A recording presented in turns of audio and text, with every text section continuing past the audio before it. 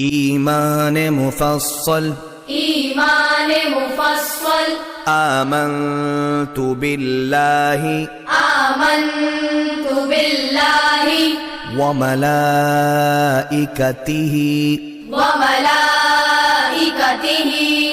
وكتبه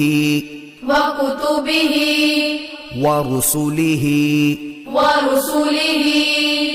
واليوم الآخر والقدر خيره وشره